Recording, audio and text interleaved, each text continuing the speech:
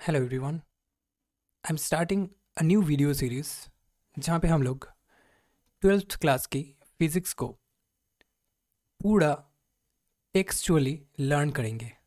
यहाँ पे हम लोग एस एल अरोड़ा का बुक को पूरा टेक्सचुअली लर्न करेंगे। ठीक है, तो हमारा जो बेसिस होगा एकदम टेक्सचुअल लर्निंग होगा। यानी कि हम लोग क्या करेंगे, पूरा टेक्स्ट बुक उठाएंगे, ईच एंड एवरी टॉपिक को रीड करेंगे और समझेंगे। ठीक है, तो ये हमारा टारगेट है and we are starting with this chapter 1, that is electric charges and field. So let's start. Frictional electricity. If a glass rod is rubbed with a silk cloth, अगर एक ग्लास रॉड को silk cloth के साथ rub करते हैं या फिर a fountain pen with a coat sleeve, it is able to attract small pieces of paper, straw, lint, light feathers, etc. So ये क्या होता है, ये it is able to attract small pieces of paper, straw, lint, light feathers. कब होता है, जब हम लोग ग्लास रॉड को रब करते हैं विद अ सिल्क क्लॉथ और a fountain pen with a coat slip. Similarly a plastic comb कंगी passed through a dry hair, जब ड्राई हेयर के ऊपर से हम लोग ले जाते हैं तो क्या होता है, can attract such light objects. So in all these examples, we can say that the rubbed substance has become electrified और इलेक्ट्रिकली चार्ज्ड। मतलब जो रब्ड सब्सटेंस है वो क्या हो जाता है, इलेक्ट्रिफाइड और electrically charged. So it is because of friction that the substances get charged on rubbing. So किस वजह से हो रहा है, it is because of friction that the substances get charged on rubbing. ठीक है, now the property of rubbed substances due to which they attract light objects is called electricity. यही जो प्रॉपर्टी है ऑफ रब्ड सब्सटेंस के, due to which, जिसके वजह से दे attract light objects, it's called electricity. And the electricity developed by rubbing और friction is called frictional और static electricity. और ये जो इलेक्ट्रिसिटी डेवलप हो रहा है बाय रबिंग और फ्रिक्शन, इसको हम लोग फ्रिक्शनल और स्टैटिक इलेक्ट्रिसिटी भी कहते हैं। The rubbed substances which show this property of attraction are said to have become electrified or electrically charged। मतलब वो जो रब्ड सब्सटेंस है, they are now electrified or electrically charged। ठीक है, next historical view of frictional electricity. 1600 BC में Thales of Miletus, one of the founders of Greek science के, उन्होंने first notice किया that a piece of amber is rubbed with a woollen cloth. Amber के एक piece को जब रब किया था वुलन क्लॉथ के साथ, it then acquires the property of attracting light feathers, dust, lint, pieces of leaves etcetera. उन्होंने 1600 BC में ऑब्जर्व किया था Thales of Miletus. Then in 1600 AD में विलियम गिलबर्ट, ठीक है, उन्होंने made a systematic study of this substances that behave like amber. उन्होंने एक सिस्टमेटिक स्टडी किया इन सब्सटेंस के जो एम्बर के जैसा बिहेव करते हैं। In his book De Magnete on the magnet, तो उसके जो उनका जो बुक है, उन्होंने ही इंट्रोड्यूस द नेम, उन्होंने इलेक्ट्रिका फॉर सच सब्सटेंसेस, ये नाम का जिक्र किया था। तो in fact the Greek name for amber is electron. So amber का जो ग्रीक नेम है वो इलेक्ट्रॉन है, which is the origin of all such words like electricity, electric force, electric charge, electron. ठीक है, ये हम लोगों का हो गया हिस्टोरिकल डिस्क्रिप्शन। नाउ हम लोग आते हैं electric charge. So what is electric charge? Electric charge is an intrinsic property, intrinsic mean खुद का, of the elementary particles. Elementary particles कौन कौन से हैं हम लोग, like electrons, protons etcetera.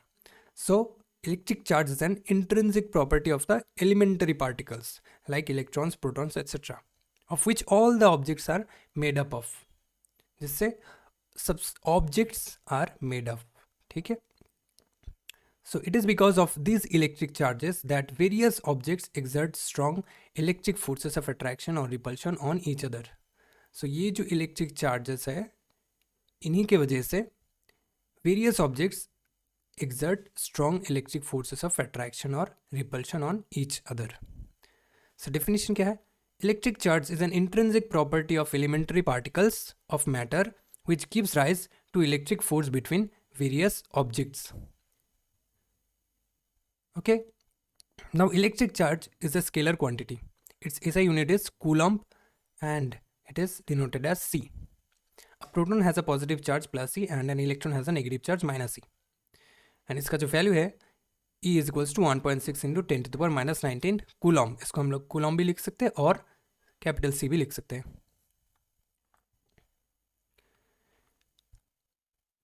Large scale matter that consist of equal number of electrons and protons is electrically neutral. जब equal number of electron और प्रोटॉन होता है तो वो इलेक्ट्रिकली न्यूट्रल होता है. So if there is an excess of electrons, मतलब electrons ज़्यादा है, the body has a negative charge and an excess of protons results in a positive charge. Next, electrostatics. What is electrostatics? Statics माने? Static means rest. So electrostatics is the study of electric charges at rest. So electrostatics is the study of electric charges at rest. So here we study the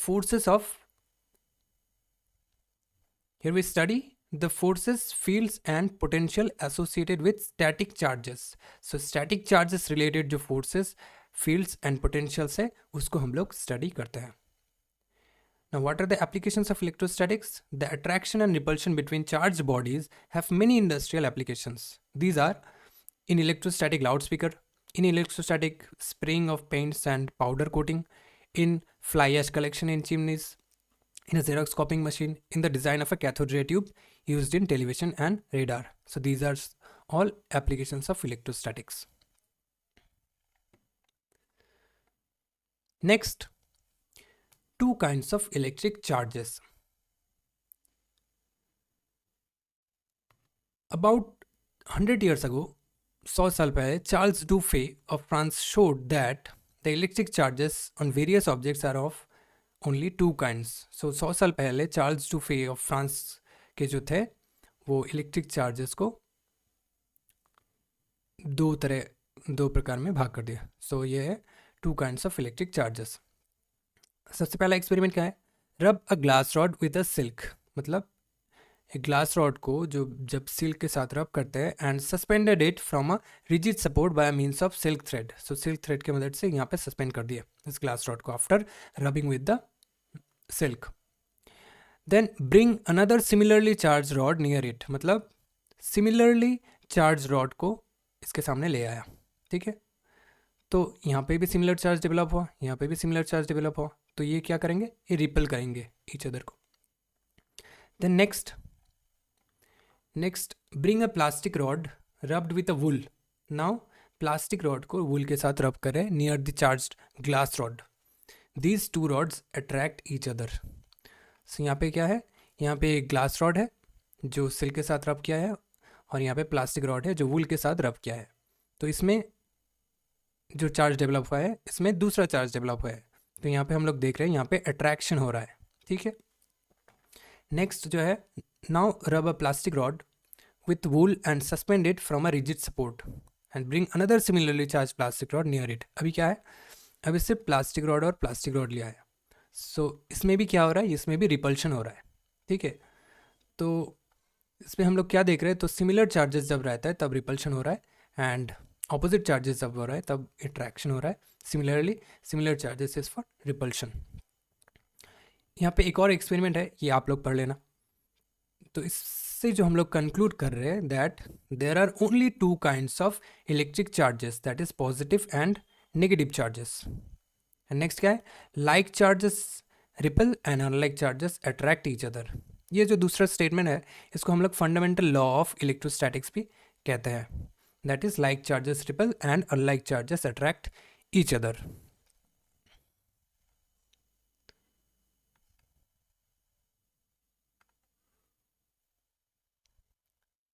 उसके बाद Benjamin Franklin ने, an American Pioneer of electrostatics, उन्होंने एक convention introduce किया.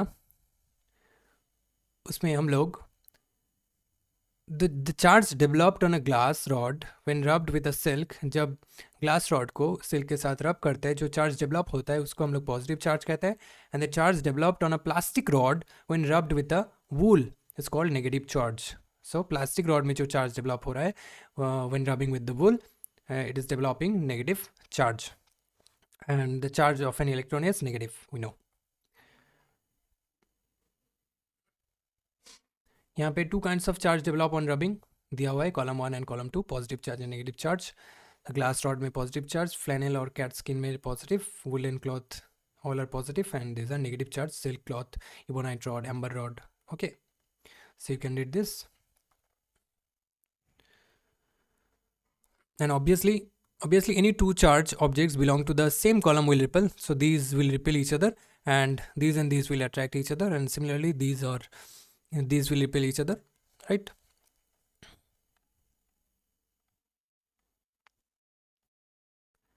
Next है conductors and insulators. So what are conductors? The substances through which electric charges can flow easily are called conductors. So what is it? The substances through which electric charges can flow easily are called conductors, right? So charge क्या कर सकता है? Easily flow कर सकता है conductors के through. So they contain a large number of free electrons.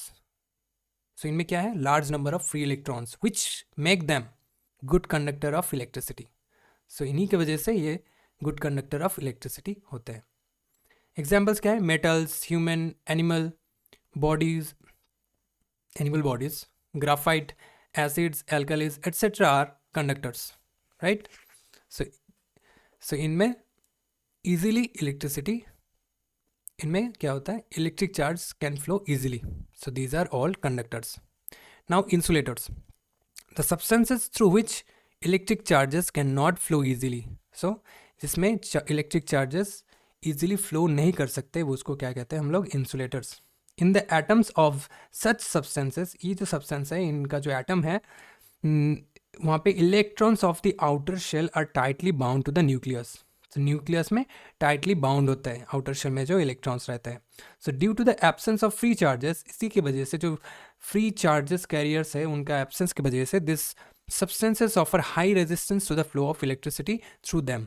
तो ये क्या करते हैं? High resistance show करते हैं to flow electricity through them.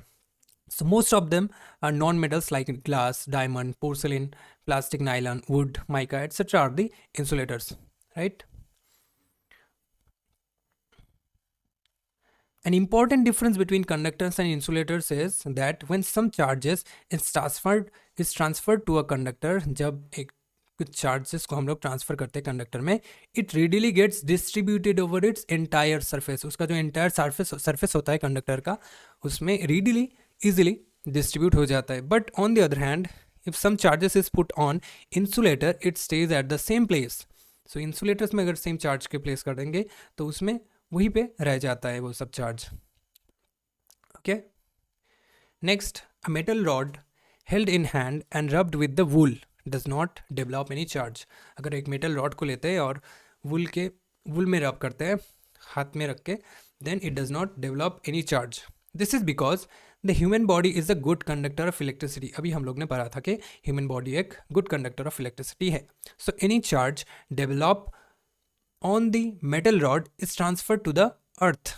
तो अगर कोई चार्ज डेवलप भी होता है तो क्या हो जाता है? It is transfer to the earth through the human body, क्योंकि ह्यूमन बॉडी एक गुड कंडक्टर ऑफ इलेक्ट्रिसिटी है, ये इजीली चार्ज को पास कर सकते हैं. सो हमारे बॉडी के थ्रू अर्थ में चार्ज पास हो जा रहा है, ठीक है. So we can electrify the rod by providing it a plastic और अ रबर हैंडल. अगर रबर हैंडल से और प्लास्टिक हैंडल से पकड़े उसको तो इसमें हम इलेक्ट्रीफाई कर सकते हैं. And by providing it a plastic और रबर हैंडल, सो वो चार्ज जो है हमारे बॉडी के थ्रू अर्थ में नहीं जाएगा तो उसमें चार्ज डेवलप होगा. So rubbing it without touching its metal part, ठीक है. Now what is meant by earthing और grounding in household circuits. Household में जो ग्राउंडिंग और अर्थिंग कहते हैं वो क्या होता है, ठीक है. So when a charged body is brought in contact with the earth, अगर एक चार्ज बॉडी को अर्थ के कॉन्टैक्ट में लाएंगे through a connecting conductor, its entire charge passes to the ground in the form of a momentary current. उस body का जो entire charge है वो डायरेक्टली पास हो जाएगा टू द अर्थ, ठीक है. सो ये जो प्रोसेस है, this process in which a body shares it's charges with the earth is called grounding और अर्थिंग. यही प्रोसेस को क्या कहते हैं? अर्थिंग और grounding.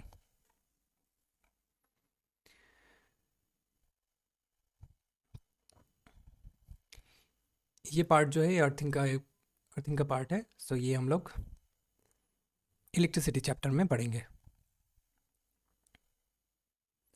Now electrostatic induction. What is electrostatic induction? So as shown in figure 1.4, hold a conducting rod AB. So this is a conducting rod AB over an insulating stand. So this stand is an insulating stand. Bring a positively charged glass rod near its end A. So हम लोग यहाँ पे क्या लाए हैं? Bring a positively charged glass rod. ये एक positively glass rod है, positively charged glass rod है. इसको हम लोग conducting rod के सामने लाए हैं. The free electrons of the conducting rod, ये जो कंडक्टिंग रॉड का फ्री इलेक्ट्रॉन्स है, get attracted towards the end A. Free electron सब इस एंड पे आ जा रहा है. While the end B becomes electron deficient. So end B पे क्या हो रहा है? इलेक्ट्रॉन डिफिशियंसी क्रिएट हो रहा है, मतलब पॉजिटिव चार्ज डेवलप हो रहा है. Electron deficiency means positive charge. The closer end A acquires, ये जो closer end A acquires negative charge minus, because we have brought a positively charged glass rod, so here it is negative charge, while the remote end B acquires an equal positive charge. So हम लोग क्या देख रहे हैं कि यहाँ पे एक positive charge develop हो रहा है और यहाँ पे negative charge develop हो रहा है after bringing this positively charged glass rod. Okay, as soon as the glass rod is taken away, the charges at the ends A and B disappear. और ये भी देख रहे हैं कब जब हम लोग ग्लास रॉड को यहाँ से हटा दे रहे हैं, क्या हो रहा है? ये चार्ज जो डेवलप हुआ था इस एंड पे, ये भी गायब हो जा रहा है. ठीक है, तो हमारा डेफिनेशन है electrostatic induction is the phenomenon of temporary electrification. यहाँ पे क्या हो रहा है? टेम्पोररी इलेक्ट्रिफिकेशन हो रहा है of a conductor in which opposite charges appear at it's closer and. ये इसका क्या है? Closer and. यहाँ पे क्या हो रहा है? ऑपोजिट चार्जेस डेवलप हो रहा है. यहाँ पे प्लस लाया था, माइनस हुआ. And similar charges appear at its farther end. So similar charges, that is plus plus, farther end पे similar charges develop हो रहा है and nearer position में opposite charges, right? And in the presence of nearby charge body, मतलब ये जब charge body ला रहा है तब, ठीक है. So ये क्या है? temporary electrification. जब भी ला रहा है तभी develop हो रहा है, जब भी हटा दिया तभी गायब हो गया. So electrostatic induction is the phenomenon of temporary electrification of a conductor in which opposite charges appear at its closer end, opposite charges plus minus, and similar charges appear at its farther end, plus plus similar charges. Okay. The positive and negative charges produced at the ends of the conducting rod are called induced charges. ये जो positive and negative charges develop हुए in the conducting rod are called induced charges, and the charge on the glass rod which induces this charge on conducting rod is called inducing charge. मतलब ये जो charge है ये क्या है? ये inducing charge है और ये क्या कर रहा है? इसमें charge को induced कर रहा है. So these are induced charges and this is known as inducing charge. So ये है हमारा electrostatic induction. यहाँ पे बोला है describe how two metal spheres can be oppositely charged by induction. This you read. ये आप लोग पढ़ लेना, ये सिंपल जस्ट रीड कर लेना, समझ जाओगे आप. Similarly how can you charge a metal sphere positively without touching it. ये भी आप लोग रीड कर लेना, आराम से समझ जाओगे. नेक्स्ट हमारा क्या है? Basic properties of electric charge. It is observed from experiments that electric charge has following three basic properties. क्या क्या है इलेक्ट्रिक चार्ज के basic properties? Additivity, quantisation, conservation. ठीक है, we shall discuss this properties in detail in next few sections. सबसे पहले additivity of electric charge. So what do you mean by additive nature of electric charges? Like mass, electric charge is a scalar quantity. Mass के तरह electric charge भी एक scalar quantity है. Just as the mass of an extended body is the sum of the masses of its individual particles. क्या होता है, एक extended body का सब अगर इंडिविजुअल मास ले ले, उसका सम ले ले, तो क्या मिलेगा, टोटल मास मिल जाएगा. उसी तरह the total charge of an extended body is the algebraic sum, that is the sum taking into account of the positive and negative charge signs, right? So positive and negative sign को लेकर के अगर algebraic sum लिए, so of all the charges located at different points inside it, thus the electric charge is additive in nature. Okay, तो वो क्या है, उसका जो sum लेंगे वो उसका क्या देगा, टोटल चार्ज देगा वो ऑब्जेक्ट का. ठीक है, so we can say that the electric charge is additive in nature. So what is additivity of electric charge? So additivity of electric charge means that the total charge of a system is the algebraic sum of all the individual charges located at different points inside the system. तो system के अंदर में जो plus minus है, उसका जो पूरा charge का सम लेंगे तो वो होगा total sum of electric charges. Now if a system contains charges q1, q2 up to qn, then its total charge will be simple सबका addition, that is q1 plus q2 plus q3 plus up to qn in number of charges, right? For example, the total charge of a system containing 4 charges, तो एक system है उसमें 4 charge है, 2 microcoulomb, minus 3 microcoulomb, 4 microcoulomb and minus 5 microcoulomb. इसको अगर add करेंगे क्या मिलेगा, 2 minus 3 plus 4 minus 5 which is minus 2 microcoulomb. So total system का चार्ज क्या हो गया, माइनस 2 माइक्रोकूलम.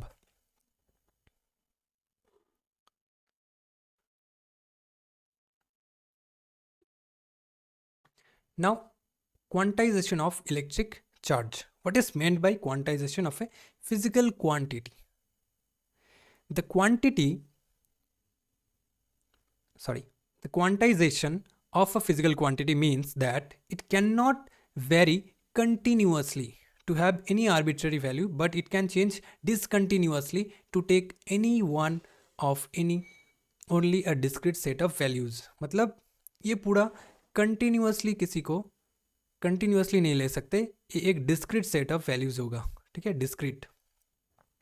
ठीक है, so the quantization of a physical quantity means that it can not vary continuously vary नहीं कर सकता, to have any arbitrary value नहीं लिख सकते, but it can change discontinuously to take any one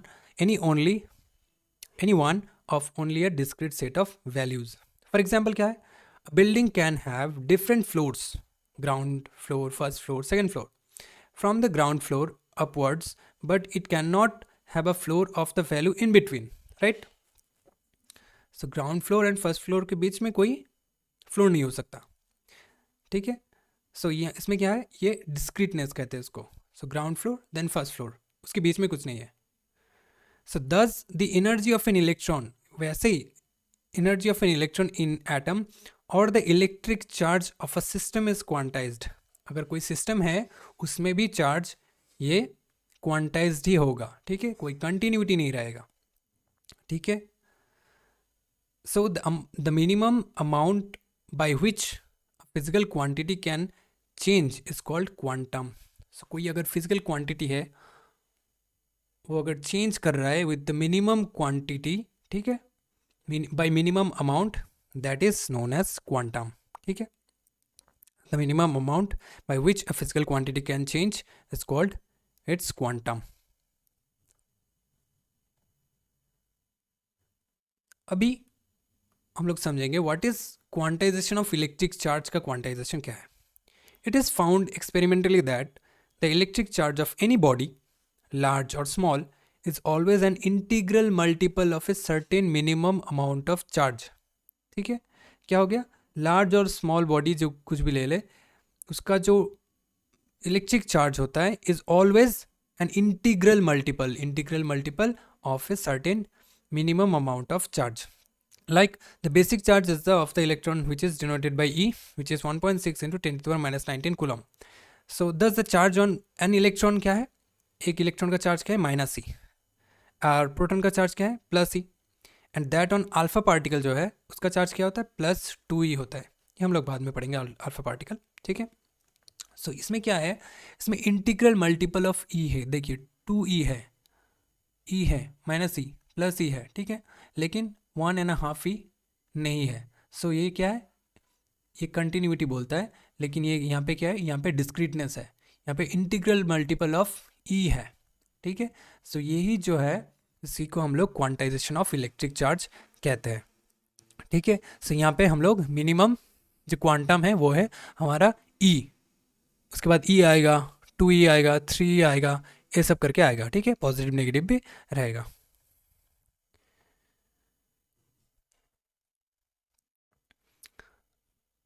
So the experimental fact that electric charges occur in discrete amounts, electric charges occur in discrete amounts instead of continuous amounts is called quantization of electric charge, ठीक है। So the quantization of electric charge means that the total charge q of a body is always an integral multiple of a basic quantum charge E, ठीक है। तो the quantization of electric charge means the total charge q, that is the total charge q of a body is always an integral multiple of basic quantum of charge E। तो basic quantum क्या है हमारा E है, और total charge कैसे मिलेगा after multiplying n, ठीक है। So where n is 0 ± 1 2 3 etc, ठीक है। Now cause of quantization, the basic cause of quantization of electric charge is that during rubbing only an integral number of electrons can be transferred from one body to another। जब हम लोग रब कर रहे हैं वहाँ पे क्या हो रहा है, integral number of electrons is transferring from one body to another। So quantization of electric charge is an experimentally verified law। The experimental laws of electrolysis discovered by Faraday first suggested that quantization of electric charge, Faraday first suggested from his experimental laws of electrolysis that the quantization of electric charge. Then Millikan's oil drop experiment in 1912 on the measurement of electric charge further established the quantization of electric charge। So Millikan का जो oil drop experiment था 1912 में, वो भी quantization of electric charge को support कर रहा है। यहाँ पे हम लोगों का quantization of electric charge के formulas है, जहाँ पे Q equals to NE, जो हम लोग अभी देखे हैं, Q equals to NE from quantization of charge, and then mass transfer during charging is me into n, that is this is the mass of one electron and number of electron is transferring, so total then we will get the mass transfer during charging, so total mass transfer during charging। first example क्या है, which is bigger, a coulomb or a charge on an electron? How many electronic charges form 1 coulomb of charge? So 1 coulomb of charge is bigger than the charge on an electron, because charge on an electron is, we know that 1.6 into 10 to the power -19 coulomb, ठीक है। तो coulomb बड़ा है than a charge। number of electronic charges in 1 coulomb अगर निकालना है तो कैसे निकालेंगे, we know that Q equals to Ne। तो number of electrons, electronic charge कहाँ से निकलेंगे, n से निकलेंगे, सो n इक्वल्स टू Q/B, और Q क्या है 1 कूलम, 1 कूलम चार्ज का ही निकालना है, 1 कूलम, एंड 1 इलेक्ट्रॉनिक चार्ज क्या है 1.6 इंटू 10⁻19 कूलम। सो इसको अगर हम लोग कैलकुलेट करेंगे तो इतना निकलेगा 6.25 इंटू 10⁻28, मतलब 1 कूलम चार्ज होने के लिए हमें इतना नंबर ऑफ इलेक्ट्रॉन्स चाहिए, 6.25 इंटू 10⁻18 इलेक्ट्रॉन्स, ठीक है। नेक्स्ट एग्जाम्पल देखेंगे, a comb drawn through person's hair on a dry day causes 10⁻22 electrons to leave the person's hair and stick to the comb। मतलब कंघी किया और 10⁻22 इलेक्ट्रॉन्स कंघी में चला गया पर्सन्स का हेयर, मतलब उसके बाल से उसमें चला गया, and stick to the comb. Calculate the charge carried by the comb. So कितना चार्ज कैरी कर रहा है कॉम्ब, उसको हम लोगों को कैलकुलेट करना है। तो यहाँ पे n दिया हुआ है 10⁻22 एंड 1 इलेक्ट्रॉनिक चार्ज हमें पता है 1.6 into 10⁻19 coulomb, and we know that Q equals to Ne। So यहाँ से हम लोग टोटल चार्ज कैलकुलेट कर सकते हैं। नंबर बिठा दिया 10⁻22 एंड 1 इलेक्ट्रॉनिक चार्ज, सो इसको कैलकुलेट करेंगे तो कितना आएगा 1.6 इंटू 10⁻22 3 कूलम्ब, मतलब इतना चार्ज उसके बालों से कंघी में चला गया। ठीक है, so as the comb has excess electrons, now वो कॉम्ब में क्या हो गया, चार्ज चला गया, तो उसमें एक्सेस इलेक्ट्रॉन्स है, तो चार्ज ऑन कॉम्ब क्या हो जाएगा, -1.6 इंटू 10⁻³ कूलम्ब। ठीक है, क्योंकि कॉम्ब पे अभी एक्सेस ऑफ इलेक्ट्रॉन्स है। ठीक है, नेक्स्ट हमारा एग्जाम्पल है एनसीईआरटी से। If a body gives out 10⁹ electrons every second, how much time is required to get a total charge of 1 coulomb from it? So एक बॉडी है, उसमें से 10⁹ इलेक्ट्रॉन्स एवरी सेकेंड निकल रहा है। ठीक है, so how much time is required, कितना टाइम लगेगा to get a total charge of 1 coulomb, 1 coulomb charge होने में कितना टाइम लगेगा। First of all, number of electrons given out by the body in 1 second is 10⁹, ये हम लोगों का गिवन है। ठीक है, इतना चार्ज निकल रहा है इन 1 सेकेंड में उस ऑब्जेक्ट से। Now charge given out by the body in 1 second, ये तो नंबर ऑफ चार्जेस है, तो इतना नंबर ऑफ चार्ज, कितना चार्ज दे रहा है वो निकालना पड़ेगा। So Q equals to n e, so number बिठा दिया, 1 कूलम्ब, एक इलेक्ट्रॉनिक चार्ज का वैल्यू बिठा दिया। सो इतना चार्ज 1 सेकेंड में निकल रहा है, तो हम लोग को कितना चाहिए, हमें 1 कूलम्ब बनने में कितना टाइम लगेगा वो निकालना है। So this amount of charge, ये चार्ज तो 1 सेकेंड में निकल रहा है, तो time required to get a charge of 1 coulomb अगर निकालना है तो क्या होगा, 1 कूलम्ब निकालना है तो क्या होगा, 1 कूलम्ब निकालना है, इससे 1 डिवाइडेड बाई इसको डिवाइड कर देंगे, तो 1 डिवाइडेड बाई 1.6 इंटू 10⁻⁻10, ठीक है, सेकेंड। तो इसको अगर कैलकुलेट करेंगे तो 6.25 इंटू 10⁹9 सेकेंड लगेंगे। इसको अगर सिंप्लीफाई किया, सेकेंड को 365 इंटू 24 इंटू 3600 सेकेंड से डिवाइड कर देंगे, तो ये ईयर्स में आ जाएगा। तो कितना साल लगेगा, 198.18 ईयर्स, इतना साल लगेंगे कितना चार्ज बनने में, 1 कूलम्ब चार्ज बनने में। ठीक है, सो दस from a body emitting 10⁹9 electrons पर second, it will take nearly 200 years, right, nearly 200 years to get a charge of 1 coulomb from that body. So उस बॉडी से 1 कूलम्ब चार्ज होने में नियरली 200 साल लगेंगे। This shows how large is 1 coulomb as the unit of charge. So 1 coulomb charge जो होता है वो बहुत ज़्यादा बड़ा होता है। ठीक है, नेक्स्ट एग्जाम्पल जो है वो भी हमारा एनसीईआरटी से ही है। How much positive and negative charges there in a cup of water, एक कप ऑफ वाटर में कितना पॉजिटिव एंड नेगेटिव चार्ज होता है। So suppose the mass of a water contained in a cup is 250 ग्राम। सो हमने क्या consider किया कि वो उसका जो कप है उसमें 250 ग्राम्स ऑफ वाटर है, and we know the molecular mass of water is 18 gram. H2O का molecular mass is 18 gram. Now again we know that number of molecules present in 18 gram of water, that is the Avogadro numbers of, that is the 6.02 into 10⁻23, right? So 18 gram of water contains this amount of